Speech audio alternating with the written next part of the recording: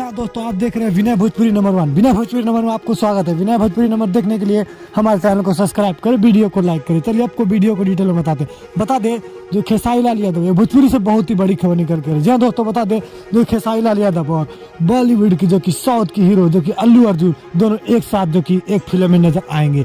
बता दे इनकी जोड़ी जो कि काफी अच्छी लगेगी, आपको देखने को मिलेगी। आपको बता दे जो कि बॉलीवुड ये साउथ की जो कि हीरो अल्लू अर्जुन जो कि खेसारी लाल यादव को ऑफर दे दिए हैं अपना फिल्म में, जो कि दोनों एक साथ काम करेंगे। आपको बता दे जो खेसारी लाल यादव, जी हाँ दोस्तों, बता दे खेसारी लाल यादव के बेसब्री से भी इंतजार था कि हमें भी कहीं साउथ में काम करने को मिले, और उस काम को पूरा हुआ। और दोस्तों बता दे कहीं ना आपको दिल दिमाग में आपको भी कहीं ना लगता होगा कि खेसारी लाल यादव कौन सा रोल लेंगे। तो आपको बता दे जो कि खेसारी लाल यादव अल्लू अर्जुन के जो कि फिल्म आएगा, जिनके साथ वो खेसारी लाल यादव जो कि अल्लू अर्जुन का भाई बनेंगे, भाई का रोल निभाएंगे।